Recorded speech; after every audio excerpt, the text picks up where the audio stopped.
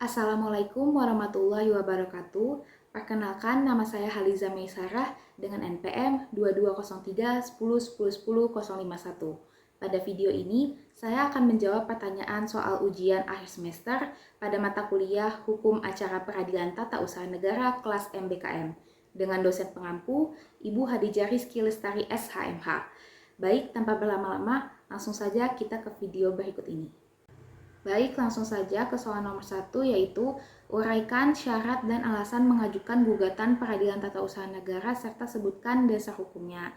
Sebelum mengetahui syarat dan alasannya, perlu diketahui gugatan petun adalah permohonan kepada pengadilan terhadap badan atau pejabat tata usaha negara ketika seseorang atau badan hukum perdata merasa dirugikan atas suatu keputusan tata usaha negara.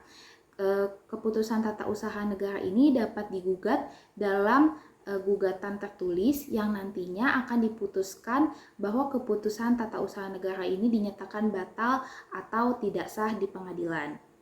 Selanjutnya, alasan yang dapat digunakan dalam mengajukan gugatan tercantum pada pasal 51 ayat 2 Undang-Undang Nomor 9 Tahun 2004. Yang pertama yaitu keputusan tata usaha negara yang digugat melanggar peraturan perundang-undangan yang berlaku apabila 1. Bertentangan dengan ketentuan perundang-undangan yang bersifat prosedural atau formal. Yang kedua, bertentangan dengan ketentuan dalam peraturan perundang-undangan yang bersifat material atau substansial. Yang ketiga, dikeluarkan oleh badan atau pejabat tata usaha negara yang tidak berwenang. Yang keempat, badan atau pejabat tata usaha negara ketika mengeluarkan keputusan telah menggunakan kewenangannya untuk tujuan lain atau di luar dari tujuan wewenangnya. Nah, keputusan tata usaha negara ini juga dapat digugat ketika bertentangan dengan asas-asas umum pemerintahan yang baik, tercantum pada pasal 53 ayat 2 huruf B Undang-Undang Petun tahun 2004 yang menyatakan bahwa dengan adanya asas-asas umum pemerintahan yang baik ini dapat menempatkan petun sebagai alat kontrol terhadap pemerintah yang melakukan kewenangannya dengan berlebihan atau melewati batas kewenangannya. Kemudian dalam mengajukan surat gugatan perlu dilakukan dengan teliti agar tidak terjadi kekeliruan. Ketika terjadi kekeliruan, nantinya surat gugatan dapat ditolak atau tidak diterima oleh pengadilan. Oleh karena itu, pada pasal 56 Undang-Undang Nomor 5 Tahun 1986 mengatur tentang syarat-syarat gugatan ke petun. Yang pertama, harus memenuhi syarat formil. Syarat formil ini meliputi nama, kewarganegaraan, tempat tinggal, pekerjaan penggugat, pekerjaan tergugat yaitu identitas penggugat dan tergugat, serta kuasa hukumnya. Dan yang kedua, harus memenuhi syarat material. Syarat material ini meliputi yang pertama itu posita. Posita adalah dasar hukum diajukannya gugatan tersebut. Yang kedua, memenuhi petitum. Petitum itu adalah tuntutan yang diajukan penggugat ke pengadilan atau apa yang diinginkan penggugat. Lanjut soal nomor 2 yaitu tuntutan apa saja yang dapat diajukan dalam gugatan di pengadilan tata usaha negara. Jadi gugatan yang dapat diajukan di petun biasanya adalah sengketa administratif. Nah, sengketa ini biasanya adalah suatu keputusan atau tindakan tata usaha negara yang dapat merugikan pihak tertentu. Jadi macam-macam gugatannya itu yang pertama ada gugatan pembatalan keputusan tata usaha negara. Gugatan ini diajukan oleh pihak yang merasa dirugikan oleh suatu keputusan tata usaha negara. Nah, keputusan administratif ini dia bertentangan dengan hukum atau peraturan yang berlaku. Yang kedua, ada gugatan pengakuan hak. Jika pihak yang merasa haknya ini diabaikan atau tidak diakui oleh pejabat tata usaha negara atau badan pemerintahan, nah hal ini dapat mengajukan gugatan untuk mendapatkan pengakuan atas hal tersebut. Contohnya seperti hak atas izin usaha atau hak pelayanan publik. Yang ketiga, ada gugatan perubahan keputusan tata usaha negara. Tuntutan ini mengajukan permohonan untuk perubahan atau revisi suatu keputusan yang dianggap tidak sesuai atau merugikan. Misalnya, perubahan status administratif atau perubahan keputusan yang terkait dengan izin atau hak. Yang keempat, ada gugatan atas tindakan pejabat tata usaha negara yang dimana tindakan pejabat tata usaha negara ini dianggap melanggar hukum, yaitu melampaui kewenangannya. Kelima, gugatan terhadap keputusan yang tidak dikeluarkan atau keputusan negatif. Jika orang atau badan hukum mengajukan permohonan kepada pejabat tata usaha negara, namun tidak ada keputusan yang dikeluarkan dalam batas waktu yang ditentukan, maka pihak yang mengajukan permohonan dapat mengajukan gugatan untuk meminta agar keputusan tersebut segera dikeluarkan. Yang keenam, ada gugatan ganti kerugian akibat keputusan tata usaha negara. Jadi, dalam beberapa kasus, jika suatu keputusan atau tindakan tata usaha negara merugikan pihak tertentu, maka mereka bisa mengajukan gugatan untuk memperoleh kompensasi atau ganti kerugian yang ditimbulkan akibat keputusan tersebut. Yang ketujuh, ada gugatan atas keputusan yang bertentangan dengan peraturan perundang-undangan. Pihak yang merasa keputusan yang diambil oleh pejabat tata usaha negara ternyata bertentangan dengan peraturan perundang-undangan yang lebih tinggi atau tidak sesuai dengan prinsip-prinsip pemerintahan yang baik, dapat mengajukan gugatan tersebut untuk membatalkan keputusan tersebut. Soal nomor 3 yaitu bagaimanakah skema pemeriksaan gugatan di Pengadilan Tata Usaha Negara serta uraikan secara ringkas mekanisme tersebut.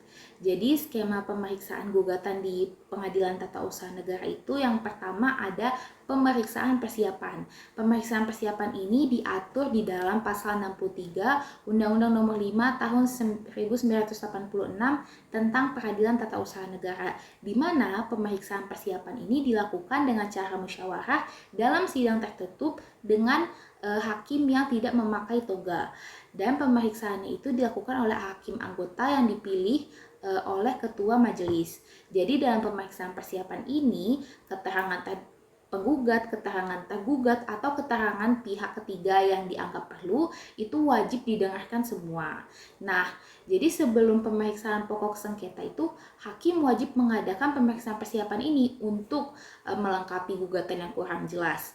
Kemudian hakim juga wajib memberikan nasihat kepada penggugat untuk dapat memperbaiki gugatannya dan melengkapi datanya dalam jangka waktu 30 hari.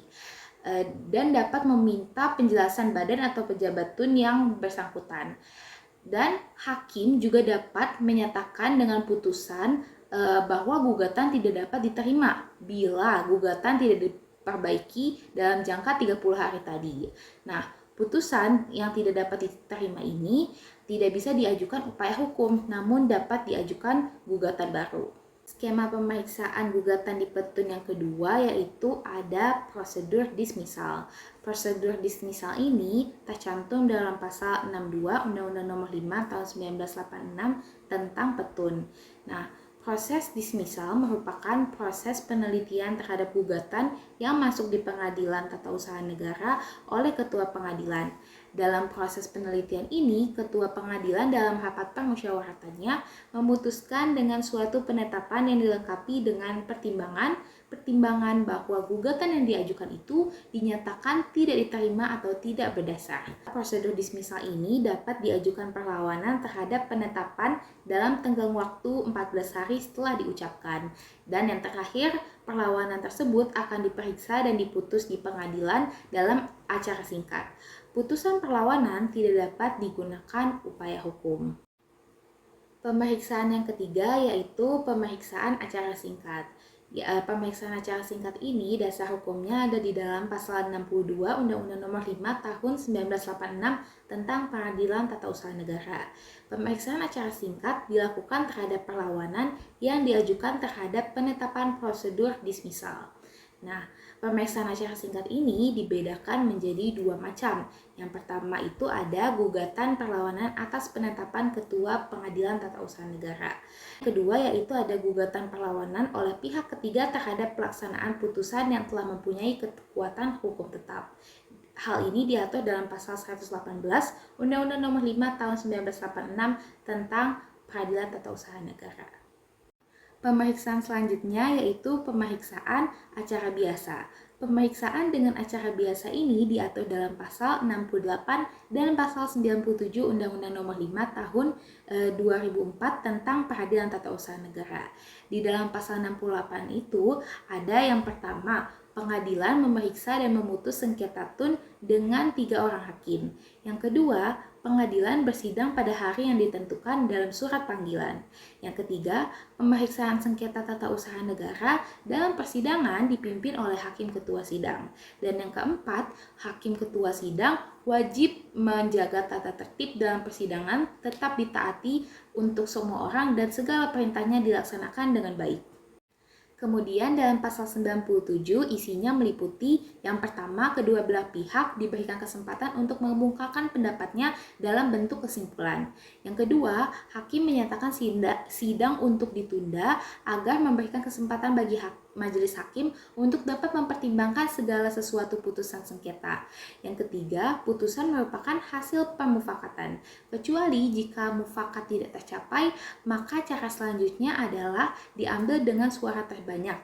Dan bila musyawarah tidak menghasilkan putusan, maka akan ditunda untuk mencapai musyawarah berikutnya. Putusan pengadilan dapat berupa gugatan ditolak, gugatan dikabulkan, gugatan tidak diterima, ataupun gugatan gugur.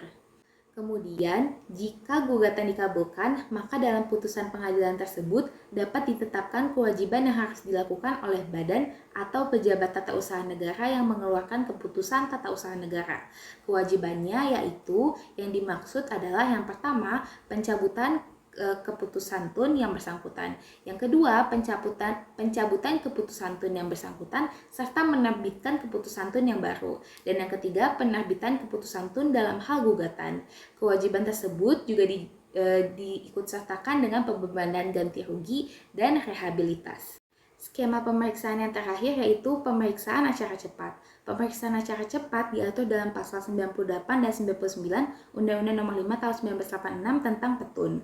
Pemeriksaan acara cepat tidak dikenal dalam hukum acara perdata, namun dilakukan ketika kepentingan penggugat sangat mendesak.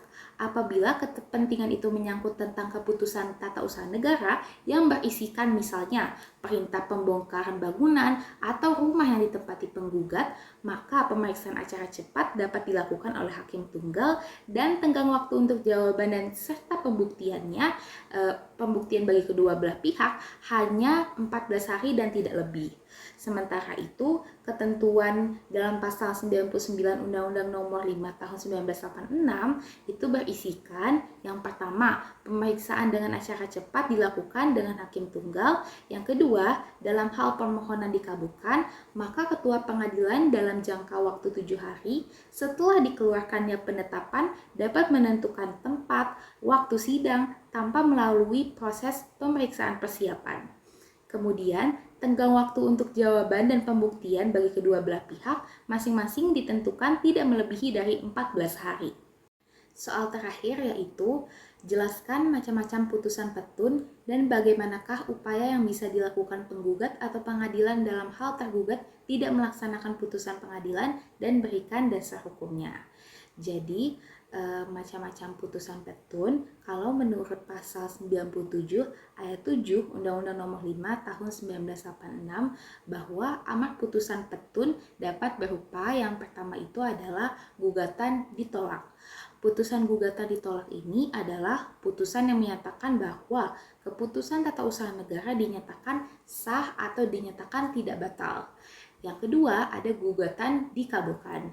Jadi gugatan dikabulkan ini adalah putusan yang berupa gugatan dikabulkan yang menyatakan bahwa keputusan tun itu tidak sah atau dinyatakan batal.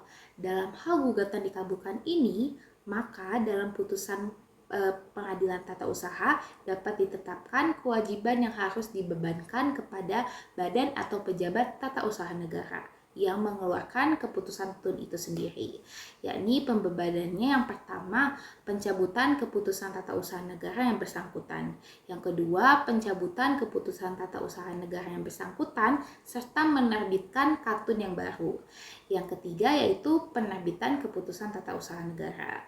Nah, berkaitan dengan gugatan yang dikabulkan, maka dalam ketentuan pasal 97 ayat 10 dinyatakan bahwa kewajiban yang dilakukan oleh tergugat dapat disertai dengan pembebanan ganti kerugian dan berkaitan dengan rehabilitasi maupun kompensasi. Ketiga, gugatan tidak dapat diterima. Putusan yang berupa gugatan tidak dapat diterima adalah putusan yang menyatakan bahwa syarat-syarat yang telah ditentukan tidak dipenuhi oleh gugatan yang diajukan oleh penggugat. Dan yang terakhir yaitu gugatan gugur. Putusan yang berupa gugatan gugur adalah putusan yang dijatuhkan oleh hakim karena penggugat tidak hadir dalam beberapa kali sidang. Nah, meskipun telah dipanggil dengan patut ataupun penggugat telah meninggal dunia.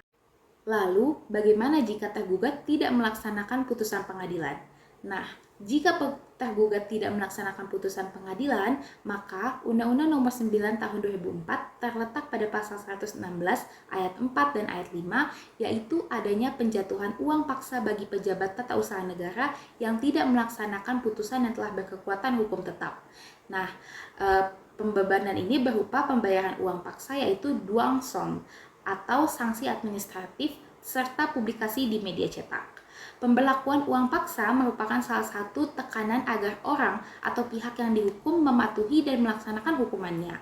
Namun demikian, kenyataan yang ada sekarang, penerapan duang som ini tidak diterapkan pada semua putusan peradilan tata usaha negara. Penerapan duang som hanya dapat dibebankan pada putusan petun yang bersifat penghukuman atau putusan kondemnatoria. Sekian video dari saya, mohon maaf bila ada kekurangan dan kesalahan dalam menjelaskan.